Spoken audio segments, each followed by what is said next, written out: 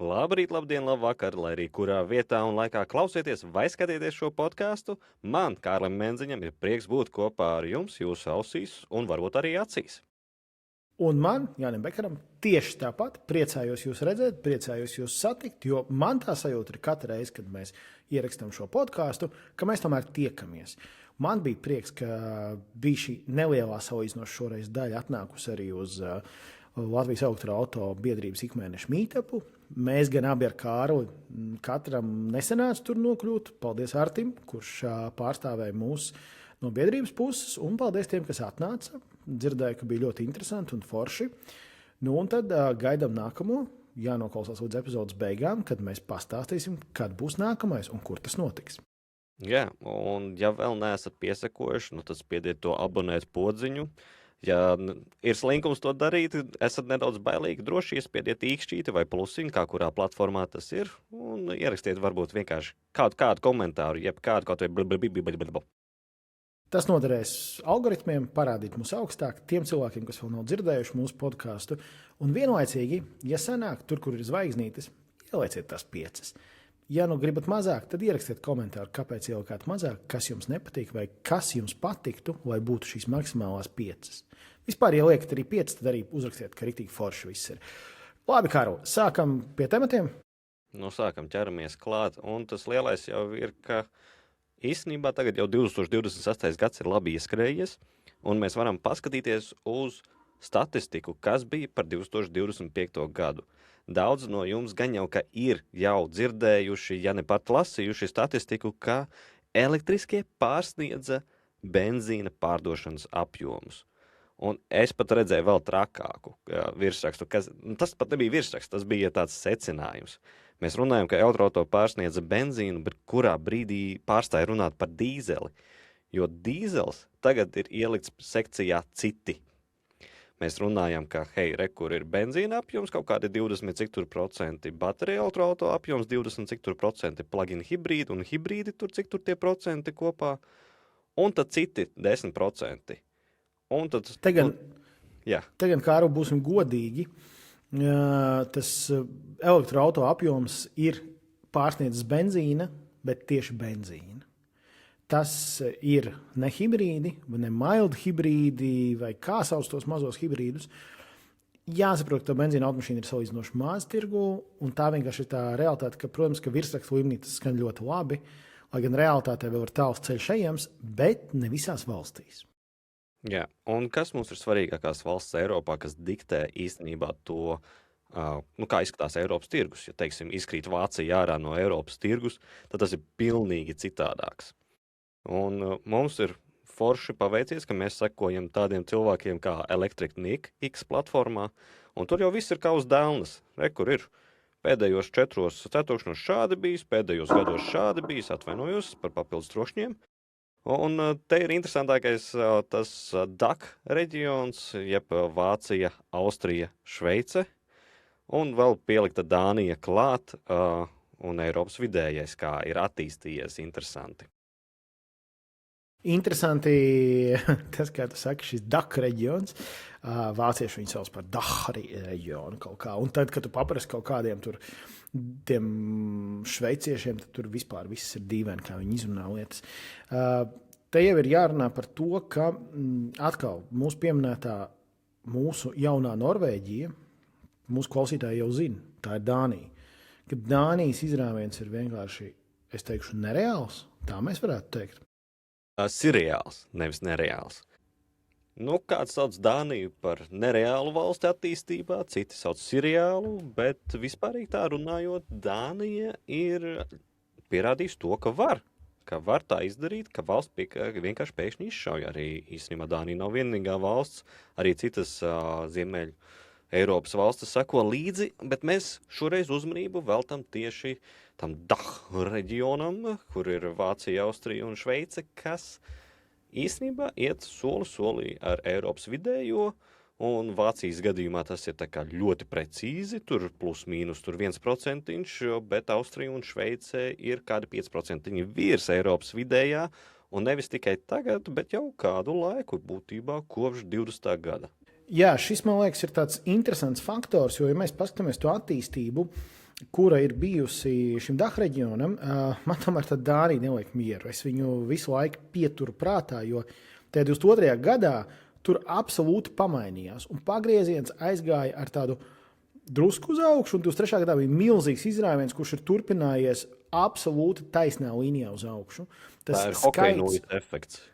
Pilnīgi. Mēs varam redzēt tipisku hokeja nūju šajā gadījumā. Un, ja mēs visu to DACH reģionu skatāmies kā tādu vienotu segmentu, tad šis ir ļoti dīvaini, kā tas ir attīstījies. Jā, un vispārīgi, kad mēs skatāmies tādu Eiropas karti, var redzēt, ka tieši tās ziemeļu valstis ir tās, kurās elektroauto procentuālais daudzums no jauno automašīnu tirgus ir visaugstākais.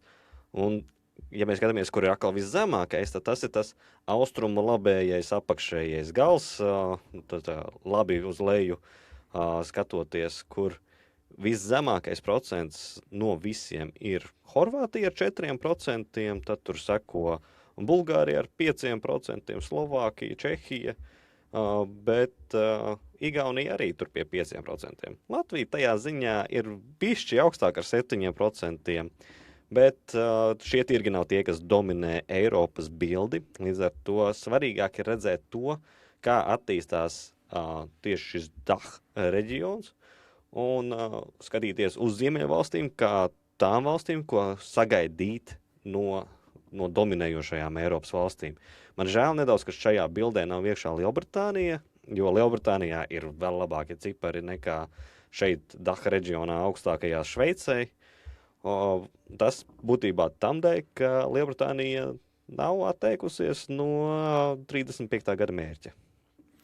Vienlaicīgi tā tomēr nav Eiropas Savienības valsts, kas bija viņu lēmums tur būt, un tas varbūt arī viņus ir turpinājis vadīt šajā scenārijā, kas, man liekas, ļoti labs lēmums savā ziņā ir bijis. Jā, un Jāni, tu jau iepriekš pieminēji, ka kad tur runā par to, ka benzīna mašīnas un hibrīda tiek atdalīti, ka īstenībā jau mūsu ieskatā vajadzētu būt vienotam, tā kā tas ir Latvijas statistikā, ka parastais hibrīds, ja to nevar lādēt, tad tas iet kopā ar galveno enerģijas nesēju, kas ir benzīns vai dīzels. Pārsvarā tas ir benzīns. Bet Vācija tā nedara, Vācija tā nedomā, un Vācijā šī gada janvārī, lai arī cik mums liktos milzīgs ir Vācijas jauno auto tirgus, es teiktu, ka tā starpība starp elektroauto un tīru benzīnu tik ļoti sarikusi, ka tām starpā ir tikai 1000 vienības. Un ja mēs skatāmies tādu bildītas izteiksmē, kā ir sagatavojis X lietotājs Le Rafls, mēs esam jau iepriekš vairākās epizodēs atsaukušies uz viņa statistikas apkopojumiem. Starpības starp tīri elektriskajiem un tīri benzīna mašīnām janvārī šajā gadā bija 1003 vienības. Priekš Vācijas tirgus tās 1000 vienības ir absolūts sīkums, ja mēs skatāmies. Un tas nozīmē, ka pat vācieši, kas ir tādi konservatīvi, kuriem ir lielās šīs šosejas, lielie gabali, tas ir tas viss, par ko šie anti-elektroauto cilvēki visu laiku stāsta, ka tur nav iespējams lietot elektroauto, jo taču jābrauc lielu gabalu, liels ātrums, tur nevar nekur aizbraukt un vispārējais. Pat vācieši jau sāk pārsēsties pilnībā uz elektroauto, ne pilnībā, bet lielā daļā šis tirgus attīstās. Tas rāda, protams, vienlaicīgi jāskatās, ka tas ne tikai rāda to, ka šis tirgus jau ir gatavs arī lielajiem attālumiem, bet tas rāda arī, ka cilvēki mentāli ir gatavi tam. Jā, un janvārī Vācijā 22% no visām pārdotajām mašīnām bija tīri elektriskās, vēl 11,2% bija sprauņu hibrīdi, un attiecīgi pārējais ir iekšzemes dzinējs, un var, ja mēs gribam atdalīt atsevišķi, tad 30% bija hibrīdi. Tieši tā, un tad savukārt mēs skatāmies par tālāk jau, kas mums ir Vācijā lielais ražotāju grupas. Viens no lielākajiem mums visiem ir labi zināmā VAG grupa. Jā, vai arī citādāk zinām kā Volkswagen AG grupa, tad varam runāt, ka tas bija rekorda gads viņiem. Nepārsteidzoši, ka vajadzētu katram gadam būt rekorda gadam šajā ziņā, ja jau aizvien vairāk un vairāk elektroautoju, tīpaši mājas zemē kļūst, kas ir VAG grupai, galvenais jājams zirdziņš. Eiropā tika pārdoti 742 800 elektroauto, un grupā kopumā teju 1 miljons, jeb 983 200 elektroauto pa visu pasauli. Un it kā liekas ļoti interesanti, ka tik milzīga daļa, jeb 75% ir tieši Eiropā, bet vienlaicīgi tas arī nepārsteidz, jo šī VAG grupas klātesamība Eiropā ir tik milzīgi liela, un tas modeļu klāsts, ko Eiropā piedāvā, ir tik ļoti liels, ka tas ir principā saprotams. Un mēs skatāmies par šo laiku, es domāju, ka kāds tev ir tas redzējums par tālāko? Es domāju, ka tas kāpums būs ļoti labs. Mēs redzam šos jaunos modeļus, ko tagad uz MEB plus platformas sāks piedāvāt VAG grupa. Tā skaitā Škodai nāk šogad laikam 2 modeļi pat ārā.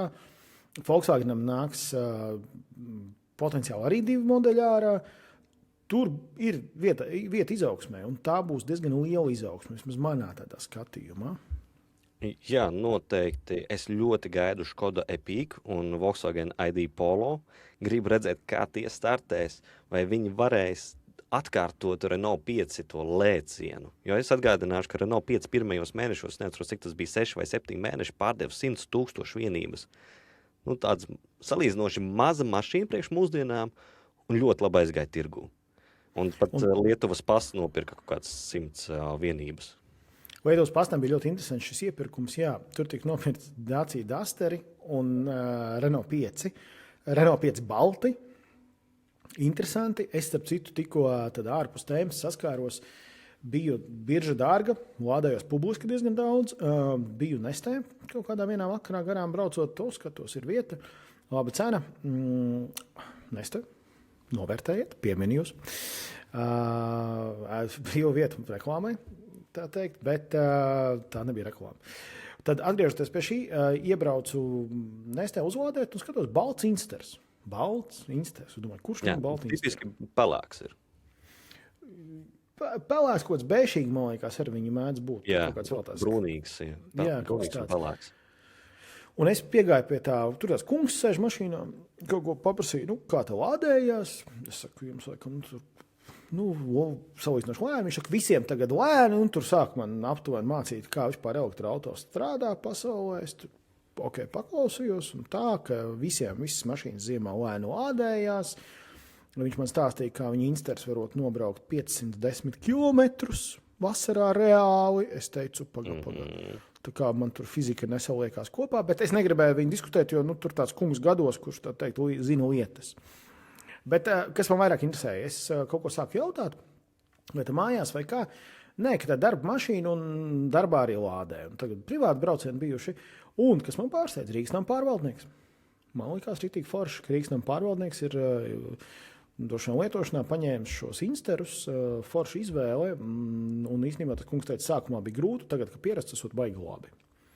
Jā, es vēl neesmu nopublicējis datus, bet Insteriem ir ļoti pieklājīga statistika priekš 1. gada Latvijā. Es biju ļoti tāds, piesardzīgi skeptiski par to. Man mašīna ļoti patika, fifīga. Visu forši, labi, plecam bišķi nebija, tā bija tā statne, bet tā mašīna kā tāda man ļoti patika. Un tad es skatos, tā statistika ir īstenībā pat ļoti laimojoša priekš, netipiskas priekš Latvijas mašīnas starp jaunajām. Un tad, atgriežoties pie šīs VAG grupas, viens no VAG grupas elektrifikācijas, es teikšu, caurmlaužiem vai flagmaņiem, jā, ir tieši Škoda.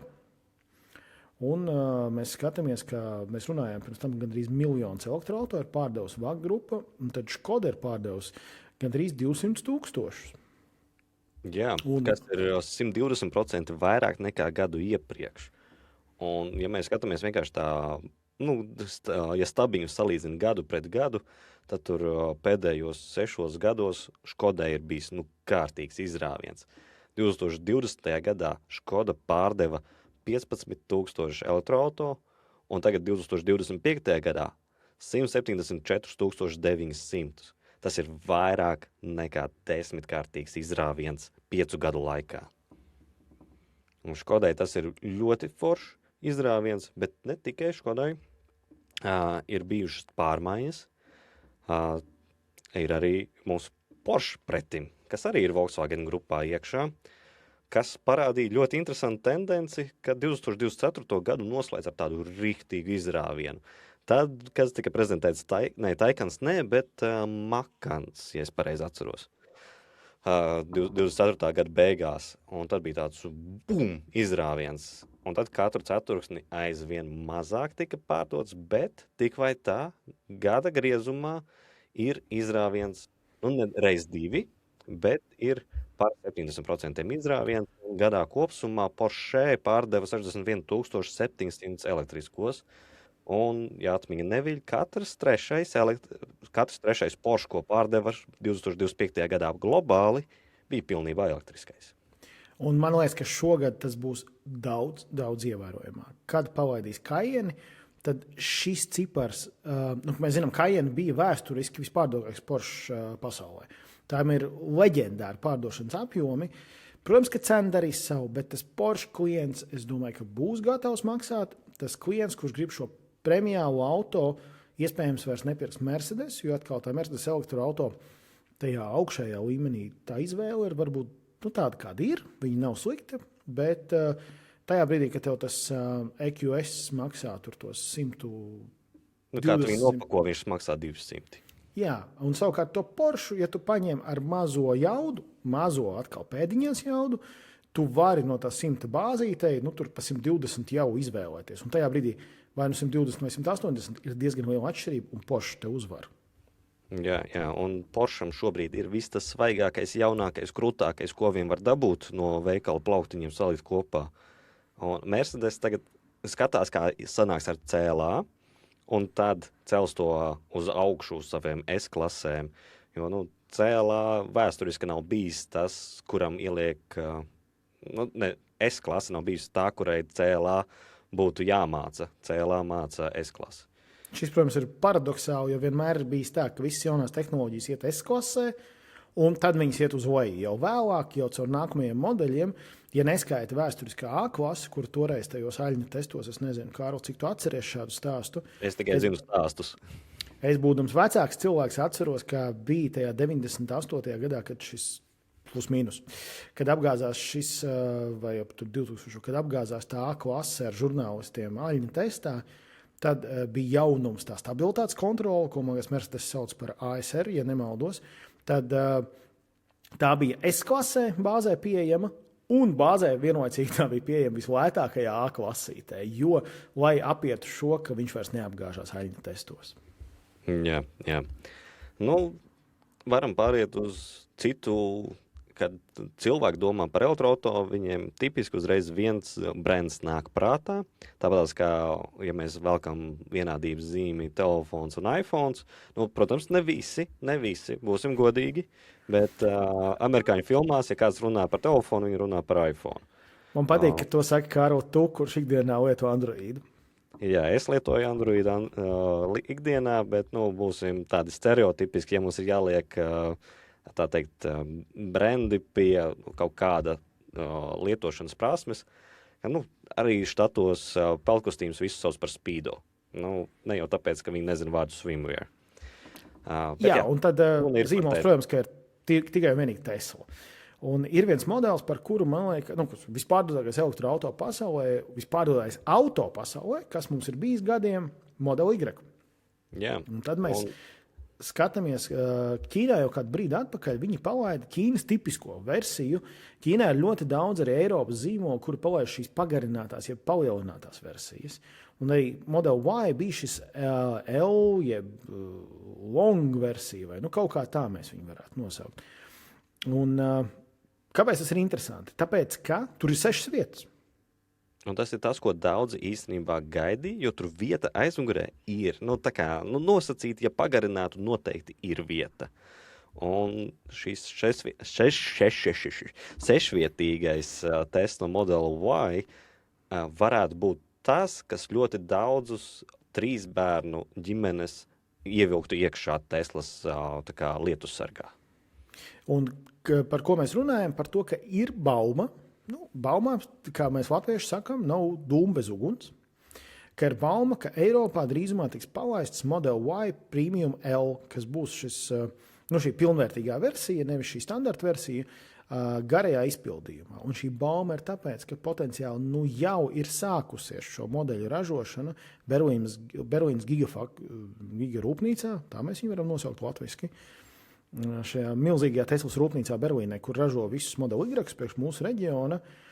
Un, tā kā šis, manuprāt, būs tāds interesants izrāviens. Man vispār šis liekas ļoti tāds foršs modelis, jo, ja mēs skatāmies, ka Tesla pārstāja ražot Model S un Model X, kas ir bijis šis brīdī runāsim arī. Es jau parunāju, piedod. Tad tas vienkārši sasaucās ar to, ka šis aizpildīs to nosacīto caurumu, kurš parādīsies Teslai, un kaut kāds pieprasījums pēc tā ir, un zinot arī mūsu reģionu, ka mums patīk tā lielākās mašīnas, un mums visiem liekas, ka man taču vajag līdzi vadāt to pusmetru, jo reizi gadā es tur vedu vēl tur to vienu cilvēku, vai braucu reizi trīs reizes gadā uz tiem laukiem un atvedu to kartupeļu maisu, un man taču vajag to pusmetru līdzi vadāt. Reku, tam, kuram vajag, tev būs atbilde. Model Y, L. Jā, un ņemot vērā, kādas ir Model Y cenas, negaidām šeit 6 ciparu skaitļus. Vajadzētu būt kuru katru brīdi īstenībā jau pieejamam konfiguratoram, ja jau ir tik tālu nonācis Tesla, īpaši negaida. Ko mēs varam sagaidīt, ir VLTP ciklā 681 km ar 88,2 kWh bateriju, kas nozīmē, realistiski ņemot, vairāk kā 500 km vajadzētu varēt nobraukt, nespiežot gāzi grīdā, bet normāli braucot. Un, jā, man jau sāk likties vispār runāt par to kaut kādu VLTP vai sniedzamību. Principā mums jārunā par baterijas ietilpību, kas ir 88,2, un tad diemžēl katrs rēķina tā kā ir. Pašlaik daudzi sāks bļaut lietotāji. Kādi 500 ar 80, tur var nobraukt knapi 200. Kas arī ir realitāte. Ja tas dzīves ritms ir varbūt līdzīgi kā manējais, ka man ir ļoti daudz īsi braucieni, tie ir pārsvarā, centrs, Vecrīga, tuvā Pārdaugava. Katrs no viņiem ir pēc brīža, kad mašīna ir atdzesusi. Es katru reizi slēdzu mašīnu sildīties 15-20 minūtes pirms. Man ļoti patīk iekāpt siltā mašīnā. Un tad, man tas reālais patēriņš uz kilometriem ir milzīgi liels. Un tiešām ar 80 plus kWh iespējams es varu nobraukt 200 km, ne vairāk. Bet es novērtēju to komfortu. Tāpēc ir tā, ka šis jautājums, it īpaši ar šo ziemu, ir palicis tāds sensitīvs par šo sniedzamību. Jo mēs jau par to runājām, ka šādā ziemā neviens siltumsūknis tev nepalīdz. Tu sildi mašīnu ar fēnu. Tā tas ir. Un atkal par ietilpīgiem elektroautoriem runājot, kur var vadīt kartupeļus vai ko tu tur gribi. Ir vērts pieminēt vienu autoindustrijas milzi, par kuru mēs neīpaši bieži runājam, bet varbūt tāpēc, ka neīpaši bieži arī mums ir iemesls par to runāt. Bet šoreiz es gribētu uzsvērt, ka šis ir zīmols, kuram kartupeļu maisa vadāšana jau gandrīz ir viņa DNS-ā ierakstīts. Un tas zīmols ir Japāņu Toyota. Kurš gan vēl auto, ar kuru vadāt kartupeļus, ja ne ar Japāņu Toyota? Cits domā burtiski kartupeļus, cits domā savus darbiniekus, bet, Toyota. Kārl, šitas bija baigi melni par tiem darbiniekiem salīdzināšanu ar kartupeļu vadāšanu. Daži tādi ir. Tu jau zini, kāda ir dzīve. Diemžēl, jā. Toyotai mēs runājam par bzučiksu, vai kā viņi pareizi izrunāt. Beyond Zero 4X, tā kā pilnpiedziņas versija. Touring, tas ir vecais labais bzučiks, bet ar smukāku, garāku pēcpusi. Kas smukāks ir kurām, bet manuprāt ir smukāk ar garāku pēcpusi nekā to nošķelto, kāda bija līdz šim. Vispār interesanti, ka tu atcerējies to pilno nosaukumu, jo es tieši tagad domāju, kāds tur slēpās ar tā BZ Beyond Zero pareizi. Man vispār liekas, ka šī ir tāda ļoti proporcionāla mašīna, ja mēs skatāmies no aizmuguras. Ir tīpaši tās bildes. Man viņa sāk atgādināt viņa sugas brāli, Subaru. Ļoti. Jo viņa ir pēc tādas Subaru Outbacka izskatās, tā, kurš jau ir aktuālais. Man tieši kaimiņos ir viens, es viņu redzu regulāri. Tad ir kaut kur tā formas līdzība, un es pieļauju, ņemot vērā, ka BZ4X tiek ražots uz vienas platformas. Principā tā ir viena tāpat mašīna kā Subaru. Kāds bija modeļs? Soltera, paldies. Un tad es pieļauju, ka šī garā versija visdrīzāk arī būs šim Subaru un iespējams, Šo viņi nosauks par kaut kādu to Solterra Outback vai kaut ko tam līdzīgu, jo viņš izskatās jau Toyotas versijā pēc tā Outbacka. Jā, un ja mēs konkrēti runājam, šis modelis ir par 14 cm garāks nekā netouring versija un par 2 cm augstāks. Tad klierens arī viņi ir paaugstinājuši. Līdz ar to tas ir ļoti aktuāls tiem cilvēkiem, kuriem patīk aizbraukt uz mežu un paņemt līdzi vairāk nekā vienu somu. Un tad te ir bagāžniekā 600 litri pieejami. Tas ir nenolokots sēdekļus. Tas ir 2 reizi ietilpība, kas ir standarta Golfam. Vispār par šo Toyota runājot, šo BZ4X, kas ir bijusi bāzes versija, man bija, es nebiju braucis, un pirmā pieredze man bija pagājušo gadu tajos mūsu testos, kas bija 2 dienu testi Latvijas auto 2024-2025 vēl, 25, jā, iepriekšējā gada. Tad tā bija viena no pirmajām mašīnām, ko es tajā dienā braucu, un tajā brīdī es sapratu, un es esmu šo sācis izmantot ik pa brīdim, ka šī bija mašīna, ar kuru man viena no pirmajām bija sajūta, ka tā ir tāda laba automašīna, lai, sauksim to, cilvēks parastais pārsēstos uz elektroauto. Jā, jo viņi ir salīdzinoši vienkārši, tur viss ir saprotams, tur ir daudz pogas, tur ir visi pareizie ķekši priekš tā, lai tas cilvēks iekāptu elektroauto un vienkārši aizbrauktu un neteiktu, oi, tur ekrāns, es neko nesaprotu, viss sarežģīti. Viņai ir ģeometrija kā parasti, kā iekšdedzēja vēsturiskai, viņai ir zīmols, Toyota, kā vēsturiskai iekšdedzēja, viņai ir 20 pogas uz stūres. Jā, 15 pogas uz durvīm, tur vēl aiz stūres kaut kādas, vēl tur 10 pogas, tur visi tur pārslēdzēji. Viss ir kā tāda, kā mums teiktu, dažs kā tāda normāla mašīna. Jā, un mēs jau iepriekš runājām par to, ka svarīgāk ir pateikt, cik ir kilovatstundas, tad šeit ir 74,7 kilovatstundas, un ja mēs tā rupji rēķinām, aptuveni gandrīz 400 km var nobraukt, tad lieki nedomājot. Vilkt var 1500 kg, jumta reliņiem arī var uzlikt 80 kg, un jauda ziņā mazākā jauda ir 165 kW un lielākā jauda 280 kW. Tā kā droši es ticu, ka šis būs normāls tirgošanā modelis, un es ceru, ka viņi labi to nopozicionēs arī ar cenu, jo es atceros, kad iznāca sākotnējais Bzučiks, tad man bija tāds, ne jau ar šo cenu. 6 mēnešus vēlāk viņi nolaiž cenu, paziņo, ka tā ir akcija, un tad es redzu, ka parādās reģistrācijas, protams, ar novēlošanos es to redzu, bet arī bija kaut kāds paliels iepirkums, kas padarīja Toyota Bzučiku Latvijā vienā ceturksnī par pirkstāko elektroauto. Un kā jau arī iepriekšējiem modelim Bzučikam, šim Bzučikam Touringam ir 10 gadu garantija vai 1 miljons kilometru nobraukuma garantija par akumulātoru ar nosacījumu, ka katru gadu tiek veiktas profilaktiskās pārbaudes.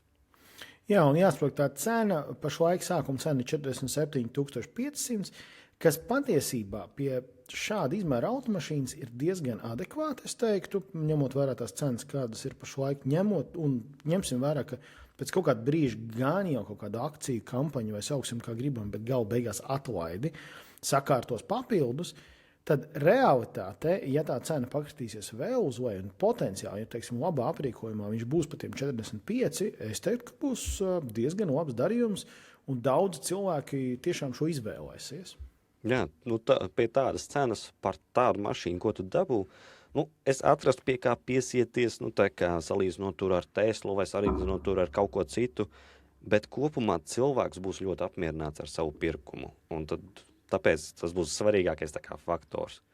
Ne tikai iegādes dienā vai pārdošanas dienā, bet arī ikdienā lietojot. Tad turpinam nākamo tematu ar kaut ko tev, Jāni, pietuvinātāku. Es zinu, tu esi šī brenda vairāk fans nekā es, tā varētu teikt. Noteikti, es arī esmu šī brenda lietotājs ikdienā. Jāsaka, šīs uzņēmuma grupas, kurā ir šis zīmols. Un domāju, ka liela daļa, kuri seko līdz elektroautomašīnām, būs jau dzirdējuši par to, ka ir noprezentēts Volvo EX60, kas ir vidēji vidējā izmēra, vai Eiropā varētu teikt vidēja lielā izmēra SUV klases automašīna ar pāris tādām specifiskām niansēm. Man gribās sākt ar to. Un tā lielākā nianse ir durvju rokturi. Kāru, vai tev sanāca apstīties, kāda šeit ir durvju rokturi? No pirmajā brīdī man bija doma, ka nav rokturu. Tu skaties uz tām durvīm, un kur ir rokturis? Tā izskatās, vai ne? Jo durvīs nav nekā, durvju panelis ir taisns un gluds. Jā, bet, protams, ja tu esi redzējis Ford Mustang Mach-E, tad tu nojaut, kur varētu būt šis rokturis. Tas ir tā vienīgā automašīna, ar kuru šis sasaucās, vismaz arī manā galvā. Tā ir tieši Mustangs, šis Mach-E, jo šeit arī ir tādas tā kā mazas, tur bija tādas, es teiktu, varētu, man gribās teikt, tādas tehniskāki skata šī izbīdījuma zāru. Šeit ir tagad tādas mazas spuriņas pie durvīm, jā, kuras arī atver šīs durvis. Super maziņš plaukts, kas vizuāli vispār netraucē. Viņš tikai pišķi pazūd, bet tas atver durvis. Tas, ko Volvo saka, domājot arī par drošību, kas viņiem ir svarīgs bijis teksts, ka vizuāli tas ir tāds aizbergs. Man gribās salīdzināt to, viņi nesaka, tas ir mana, tā teikt, pārfrāzēšana, ka tā ir mazā redzamā daļa, bet īstenībā apakšā tur ir milzīga liela plākne, un tas ir viens no drošības elementiem, ka aiz tās var, es neatceros ar kādu tur spēku, tie glābšanas dienesti, ja tas ir nepieciešams, vilkt, lai attaisītu durvis, ja šī automašīna ir iekļūst avārijā. Un ja durvis netaisās dabiski vaļā, bet ir bieži vajadzīgs ar spēku, viņas raut vaļā, tad tā ir daļa no tās spēka konstrukcijas, aiz kuru varēs šīs durvis attaisīt. Ļoti interesanti. Bet jā, ir pieejams jau Latvijas konfigurators cilvēkiem, kas grib jau tagad pastīties, cik maksā, un jau nopirkt var, rezervēt, laikam tā būtu pareizāk. Priekš pasūtīt, kaut kā tā mēs varētu teikt. Jā, pasūtīt var. Jā, jo vai te ir pasūtināta? Kā tu tur bija tā latviešu valoda pareizi atnāks mums? Latviešu valodas skolotāji varbūt kāda paklausīsies un teiks, sev šitie čaļi nemāk runāt latviski. Vēl mūs iesūdzēs pat atsāk, ka mēs esam samalojuši. Jā, bet mēs neko tiesības patērētājiem, mēs neko netirgojam, līdz ar to mums viss ir labi. Jā, runājot par to pasūtīšanu, tad pasūtināšanu, nezinu.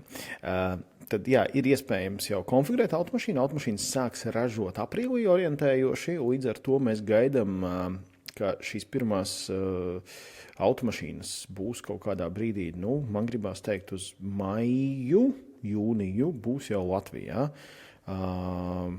Jā, tad kur redzēs figurējam aprīli, bet aprīlis sāk ražot. Jā. Aprīlis sāks ražot. Jā. Kas ir interesanti, šī ir pirmā elektriskā automašīna, kuru ražos Torslandā. Tā ir šī lielā rūpnīca Zviedrijā pie Gēteborgas. Principā varētu teikt, tā ir Gēteborga, bet tā ir Torslanda juridiski. Un cena sākas Latvijā no 63,000 eiro. Tas ir visvienkāršākajā versijā. Ar vismazāko akumulātoru, kā pašlaik tiek apsaukts tas P6. Volvo ir aizgājis ar apzīmējumos P6, P10, P12 šai automašīnai. Un tātad šī mazākā komplektācija ir ar 80 kWh akumulātoru, kas liekas varbūt kādam daudz, kādam maz. Droši vien šai automašīnai varbūt gribētos mazliet vairāk, kas mums no parametriem ir 5,9 līdz 100, kas man liekas ļoti, ļoti saprātīgi. Un jau 275 kW. Ir daudz. Tur nav jautājums. Un šī būs tikai aizmugures piedziņas automašīna. Es gribētu teikt, ka man ir aizdomas. Visa mašīna, bet tieši šī versija, tas P6. Jā, man ir aizdomas, ka un šī ir mazākā komplektācija, ka šo plusu maz kas pasūtīs. Ir vairākas nianses, es jau drusku izpētīju, ka tas nākamais apdares līmenis ultra, kurš ir kārtu dārgāks, diemžēl, tev atrisina daudz jautājumus, kā piemēram bāzes versijā tev nav 360 kamera, tev nav stikla jumts, kuru, man liekas, šādai automašīnai ļoti gribās jau redzēt. Tā kā faktiski pārējot uz līmeni augstāk, ja šo maksimālo ultra, tie jau ir vismaz 70,000 eiro, kas jau sāk palikt daudz par to, ka no motora viedokļa šis ir mazākais. Tad, ja mēs skatāmies tālāk par motoriem un akumulātoru tipiem, tad mums ir šīs P10, P12 versijas. P10 tā būs ar 91 kWh akumulātoru, un P12 tā jau būs ar lielo 112 kWh akumulātoru. Tas būs līdzīgi kā lielajiem 90. Volvo, kas ir EX90. Un, ja savukārt skatāmies tos tehniskos parametrus, tad šī P6, ja vienkāršākā versija, ir aizmugures piedziņa, pārējās ir visu riteņu piedziņas. Uzrāvieni, protams, ka mums atšķirās, un no 5,9 jau krīt uz 4,6, un tad jau uz 3,9 ņemam šo maksimumu. Un jauda arī, ja tam bāzes versijai nosacītē bija 275, tad P10 jau ir 375 kW, un P12 ir neiedomājami, es teiktu, 500 kW jauda uz šādu automašīnu. Tas ir pie 7 zirgiem. Tas man liekas jāapstāsta par precīzi, cik tas ir zirga spēkos. Es kaut kā šito vienmēr skatos. 680 zirga spēki. Man pēc atmiņas tas ir vairāk nekā... crossover. Jā, un man pēc atmiņas tas ir vairāk nekā lielajam EX60, jo Twin Performance versijām man liekas, ka bija mazāk drusku. Tu domāji EX90? EX90, jā, sorry. Jā, bet atkal mēs iepriekš arī runājam, ka jārunā ir, tā kā tu pateici kilovatstundas, cik liela baterija, bet cilvēkam nav saprašana, cik tas ir reāli kilometros. Viņi tur, protams, sola tur ar mazāko bateriju uz papīra 600 kaut ko, tur kilometrus 700 gandrīz vai. Jā, bet, tā reāli skatoties, kāda ir baterija un kāds varētu būt potenciālais patēriņš šādai kantainai lielai mašīnai, mēs rēķinamies ar 450 kaut kur tā kilometriem no bāzītes, no 91 kWh baterijas, kas jau ir tas P10 solīts, tad mēs skatāmies uz 500 km, vairāk kā lielākā baterija, kas ir P12 versija, un atgādināšu, abas šīs versijas P10 un P12 ir pilnpiedziņas. Tad, attiecīgi, tur ir 610 km, lai gan, protams, tas lielais headlines ir 800 km ar vienu uzlādi. Protams, ka tie cipari ir VLTP, un tie VLTP dati nav varbūt tik ļoti reāli. Tas, ko man gribas uzsvērt, ir šī jaunā platforma, tā ir 800 voltu arhitektūra, un man jāpārbauda, vai arī mazajam P6 ir 22, jā, visiem ir 22 AC uzlādi, kuru es reāli novērtēju. Mums abām mašīnām ir 22 kW AC uzlādi, un tā, manuprāt, ir tāda superērta feature. Tas nozīmē, ka principā aizejot uz kino, tev ir pilns akumulators. Tā kā reāli pilns akumulators vienmēr pa tām 2 stundām.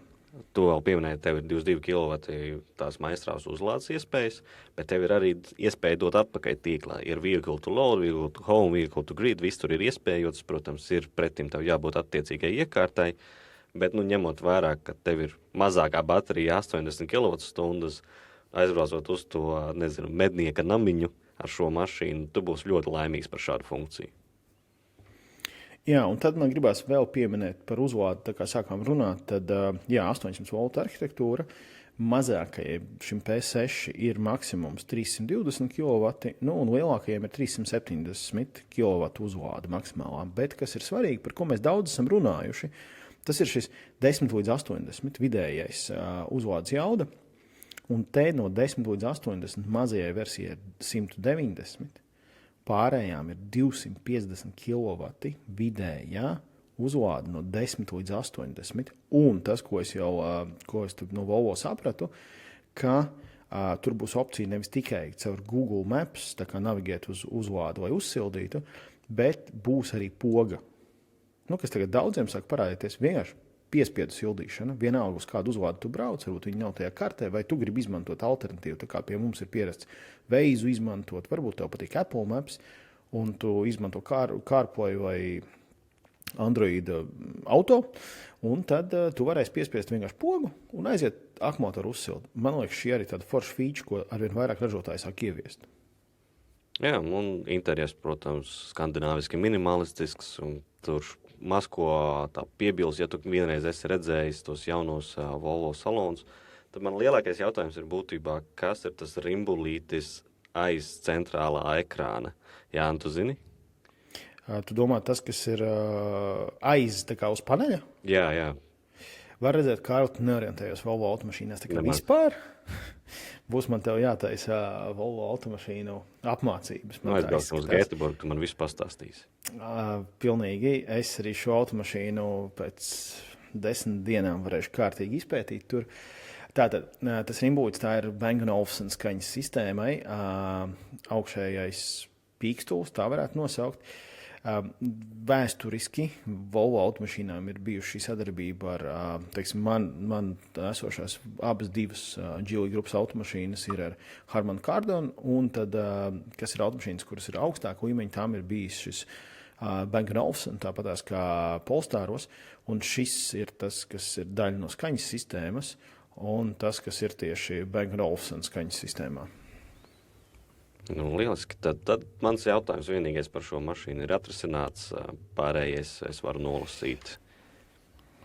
Man liekas interesanti, teiksim, tas, ka viņi ir aizgājuši, jā, protams, ir vidējais lielais ekrāns, tā kā tas tagad ir pieņemts, un paralēli ir arī šis mazais ekrāns priekšā, ko viņi ir novietojuši, ja tu pasties šajās bildēs, viņš ir novietots ļoti, ļoti tālu. Viņš ir gan tā kā pie paša stikla aizstumts projām.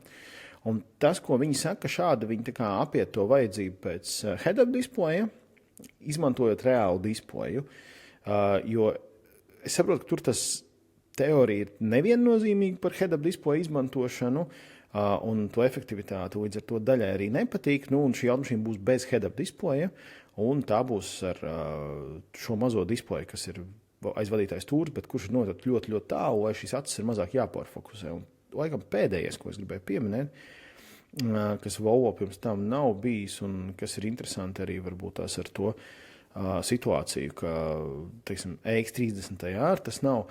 Šī automašīna ir ar bezrāmju durvīm. Jo EX30, EX90 ir rāmju durvis, tad šī ir ar bezrāmju durvīm. Kas, man liekas, tāda interesanta varbūt izvēle bijusi, bet tāda bija šī izvēle. Tā ir tāda moda. Tas gan jā, un man personīgi, ja tā pavisam atklāti, ir viens rakurs, kurā, labi, es teikšu, laikam jau sāk viņa patikt, bet nepatika sākumā. Tas ir šis aizmugure. Man viņa likās tā kā par vienkāršotu un par pliku. Ja paskatās uz aizmuguri, jo aizmugurē ir ļoti, ļoti minimālisti. Tāds, es teikšu, absolūts maksimāls minimālisms, ja mēs tā varētu pateikt, jo viss, kas ir šīs Volvo raksturīgās lampas no augšas uz leju un tad ar šo lampu izbīdījumu un ir vienkārši zīmīta Volvo, un tur nav nekāda elementa faktiski vairāk. Jā. Bet man prieks, ka Volvo ir aizpildījis to nišu, kas bija starp EX30 un EX90. Protams, varēja paņemt arī XC40 vai EX40, kā tas tagad saucās. Bet tas solis starp 30 un 40 likās pārāk maz, un starpības ar 40 un 90 tā kā pārāk liela, un tad šis 60 tā smuki pa vidu iesēžas, arī cenās viņš smuki pa vidu iesēžas. Es domāju, ka šis ir tāds strateģisks versija, jo XC60 ir pārdotākais Volvo vienmēr bijis. Līdz ar to šī ir tā izvēle iet šajā segmentā. Bija ļoti apzināta Volvo, lai nosaktu šo lielo daļu, un tā realitāte tagad ir ES90, ir EX30, EX60, ES90, EX90. Mēs skatāmies pa vidu ir EX40, bet tā ir tad iepriekšējā paudze, man to negribētos varbūt uzskaitīt. Tad tas ir pašlaik jaunās paaudzes elektriskās automašīnas, kas ir noteikti tuvākā gada laikā tiks prezentēta viena vai divas vēl automašīnas no Volvo, un tas arī tavi minētie varbūt šie modeļi Volvo plānā ir atjaunināti, tā kā gaidīsim.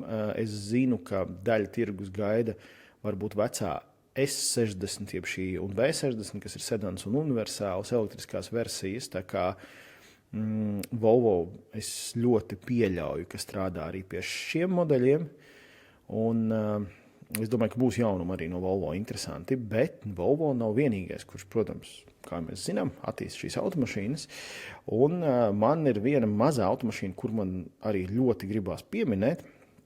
Man vispār liekas, ka MEB Plus platforma pašlaik sāk šaut ārā pa Tā kā bija tas viens brīdis, ka pēkšņi uz MEB platformas viss nāca ārā. Tad tagad tā MEB pusjaunā platformiņa, man gribētos viņu tā saukt, arī sāk pēkšņi visur parādīties. Un ir tik daudz jaunu modeļu, un ko Škoda ir nopludinājusi vēl nelīdz galam redzamu, bet tādu nedaudz stilizētu, jo viņi ir aplīmēti ar nevis kā tipiski ar tiem balti melnajiem, bet ar tādiem bumbu balonu uzlīmēm.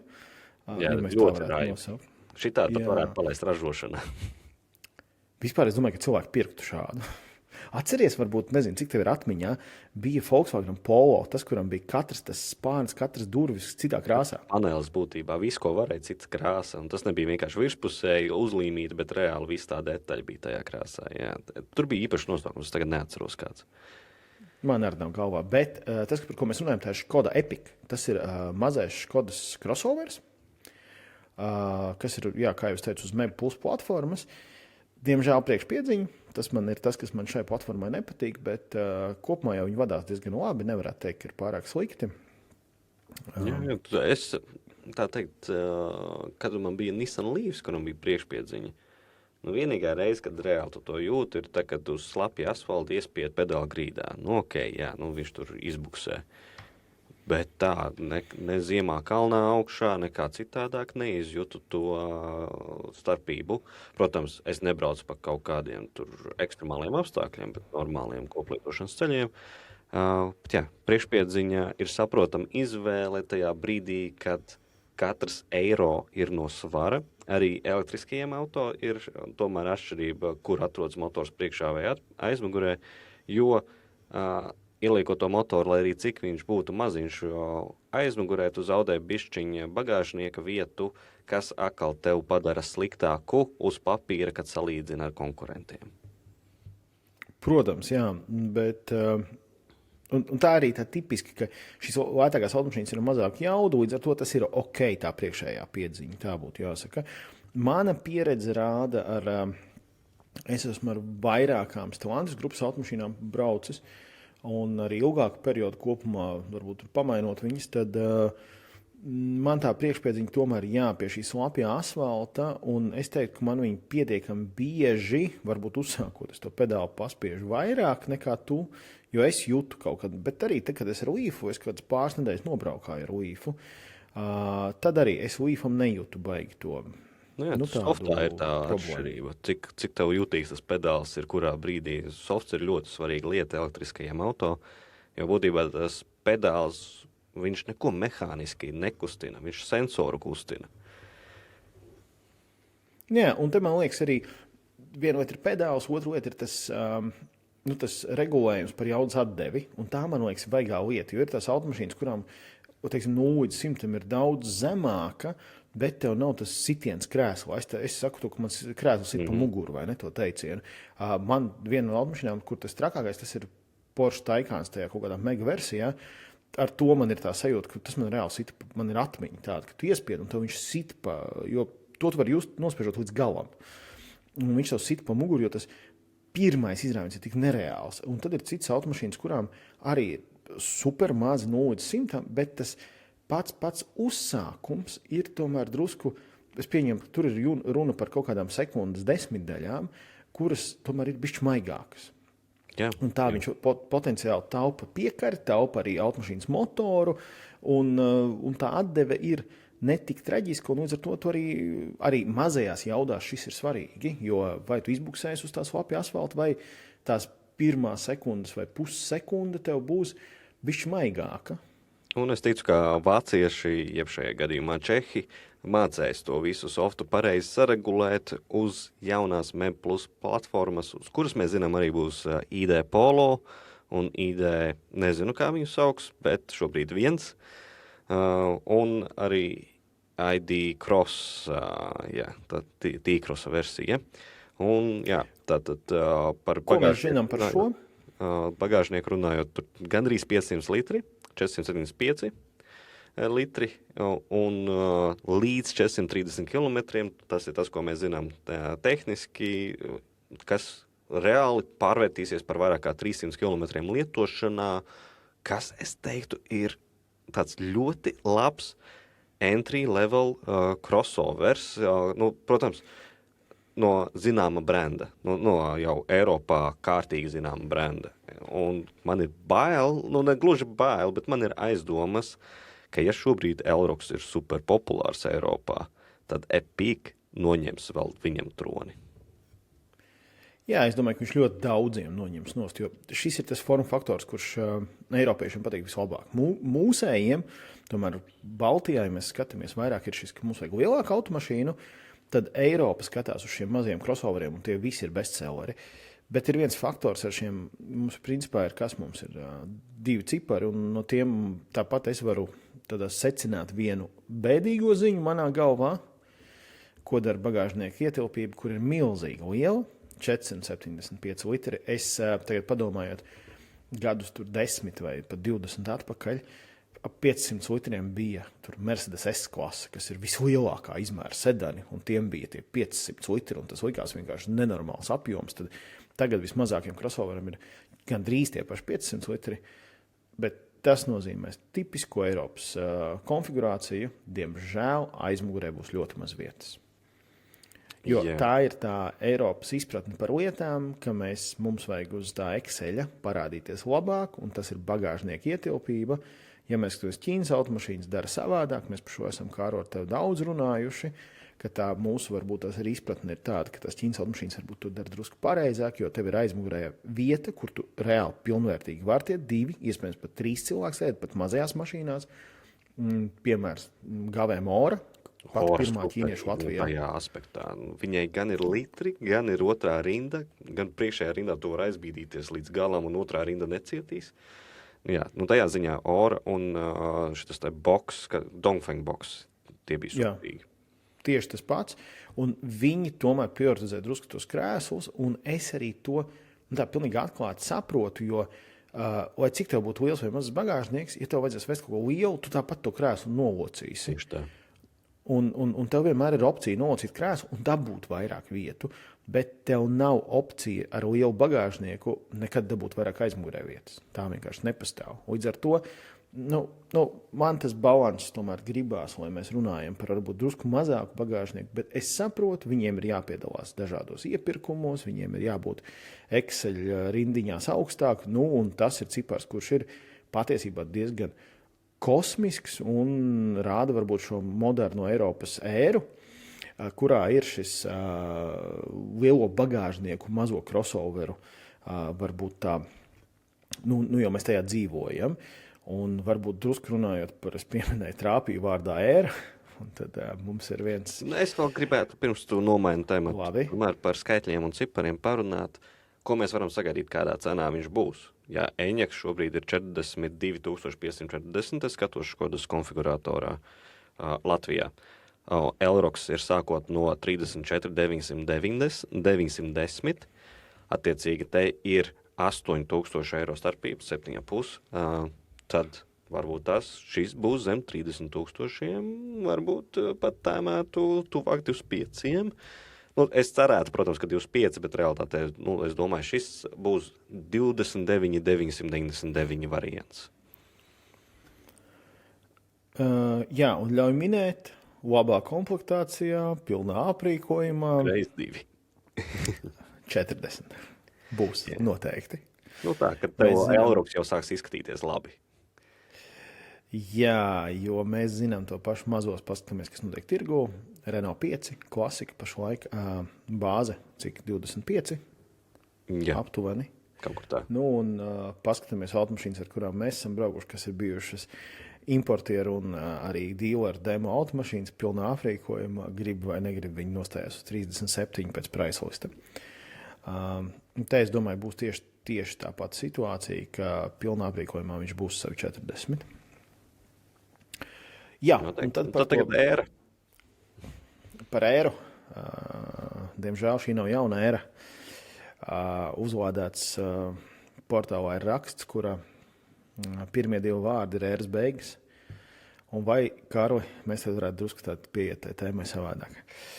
Vai tas nozīmē, ka uzlādēts ir ēras beigas un uzlādēts sāk skatīties iekšdedzes automašīnās?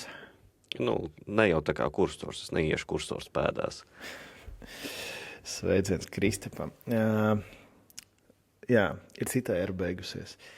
Ir ēra, kas manā galvā ir elektroautomašīnu, teiksim tā, publiski pieejamo labo elektroautomašīnu vispār aizsācēji. Man nav cita apzīmējuma šim. Jā, tas ir tas, kas tajā brīdī, vēl joprojām pat savā ziņā ir, ka tu domā elektroauto, tu domā šo. Tas ir tas, kas iekustināja, padarīja šo visu pasākumu seksīgu. Kā to vēl pateikt? Visi par to runāja. Ja mēs kaut kādos 90. skatījāmies, jokojāmies, ka tur Kalifornijā katram miljonāram ir sava mašīna un tad arī Prius, tad vienā brīdī bija nomainījies uz to, ka ir sava mašīna un Prius ir nomainīts uz šo elektroauto modeli, kura nosaukums ir ļoti garlaicīgs savā ziņā, Model S un vēlāk arī Model X. Diemžēl ar ļoti bēdīgu seju ir jāsaka, ka ir beigusies Model S un Model X ēra. Nav pateikumi, ieturējām. Sakot, jo ilgi jautāja, cik ilgi būtībā vilks ārā, un tā doma jau bija, ka šitās ir tās saucamās Halo mašīnas priekš Teslas. Šis ir tā kā tur, kur ir tā tehnoloģija visvairāk, vislabākā, visspīdīgākā un kā vēl citādāk, bet tie pārdošanas apjomi turpināja būt viegli neapmierinoši, lai to turpinātu ekonomiski pamatot. Jā, diemžēl mēs redzam tos ciparus, ka S un X pirka ļoti maz pēdējā laikā. Lai gan pašas automašīnas kā tādas ir ļoti labas, tur nav jautājumu. S ir tas modelis, kā Kārlis teica, kurš principā ieveda un sagribēja cilvēkiem pirkt elektroautomašīnas. Tā skaitā Teslas mārketings, kurš rādīja šos kosmiskos ciparus par nobraukumu un tā. Vēl joprojām daudziem ir tas uztvere, ka Tesla ir tā, kas var nobraukt 500 plus vienmēr, un tad tie pārējie tur neko nebrauc. Ilgu laiku tā bija taisnība. Par tiem 500 varbūt nē, bet to, ka Tesla varēja vairāk, jā, tā bija taisnība. Jā, par to 500 bija ideālos apstākļos, bet jā. Teslai patika rādīt tās bildes, kurās tur ir tas Goms rāda arī to ļoti optimistisko skatu uz dzīvi, un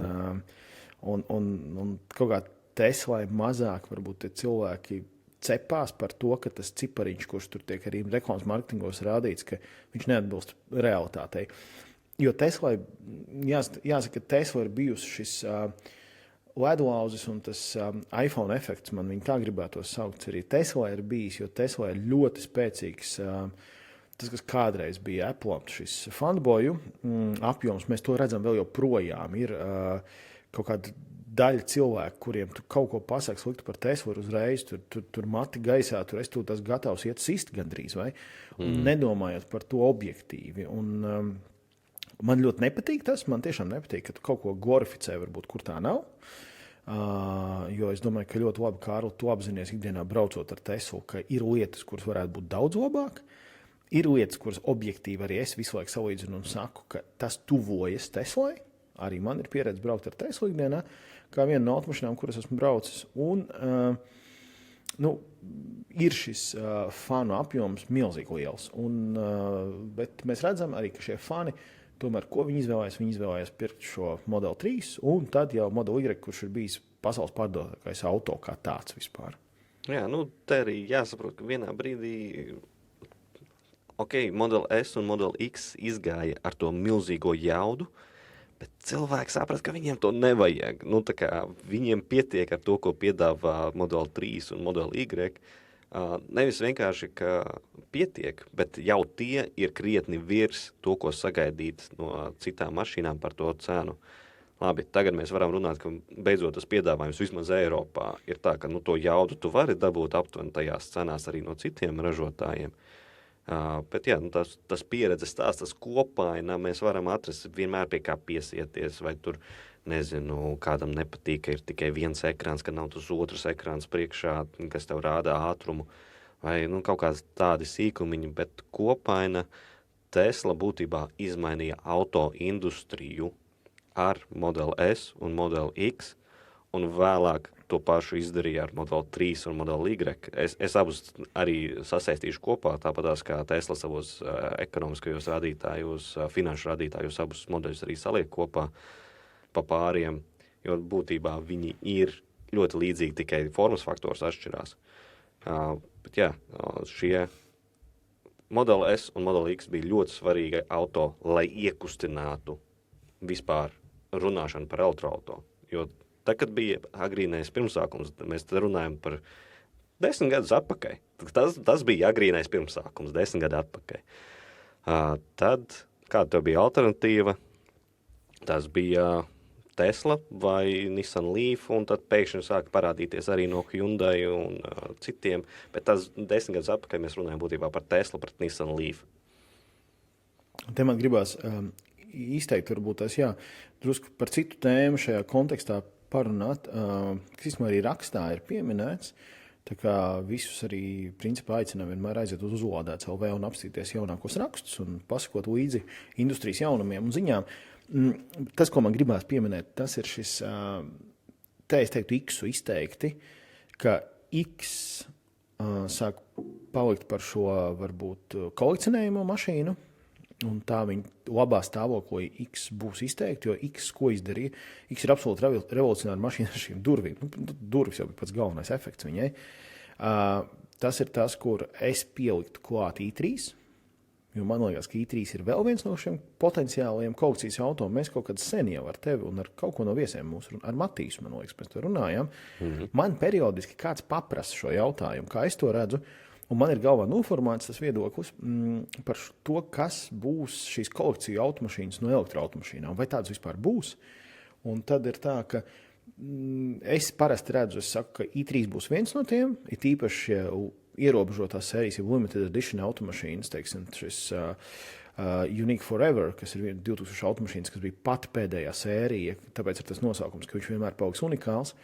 Un arī X būs, manuprāt, viens no izteikti kolekcionāra auto. Es nedomāju, es ir pārāk tāds, ja neskaitam ar tur tās versijas dažas, kas tur ir kaut kādas super jaudīgās, tad es kopumā nav tāds varbūt tik, viņš ir unikāls kā vēstures pazīme, bet viņš nebūs kā automašīna tik ļoti.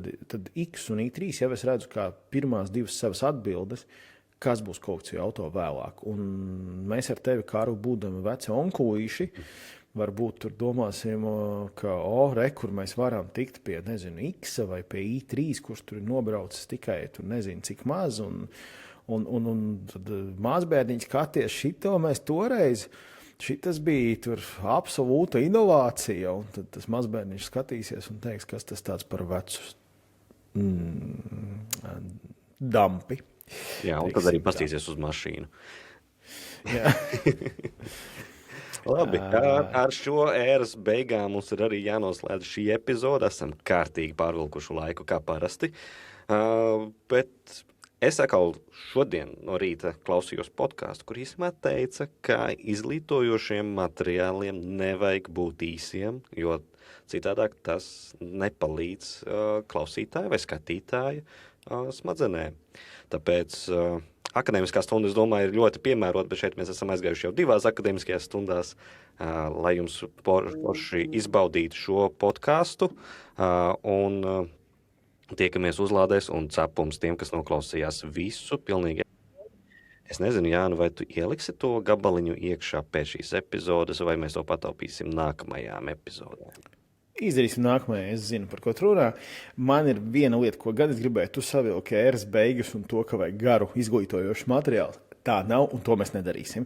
Ēra par viegli uztveram un relatīvi īsām ziņu šiem sadaļām nemainās, un mēs turpinām būt pēc iespējas īsi un par to mūsu viedokli izteikt, bet noteikti, ja kāda tēma interesē vairāk, mēs esam ļoti atvērti komunikācijai, un mēs pat gribam patiesībā veicināt komunikāciju arī par tēmām, par kurām mēs runājam, un ne tikai. Līdz ar to tas, ko es gribētu vēlreiz piebilst, un kā vienmēr piebilst, visi aicināti lasīt jaunumus Uzlādēts LV, visi aicināti doties uz mūsu Discordu, kas ir ļoti kvalitatīvs saziņas kanāls.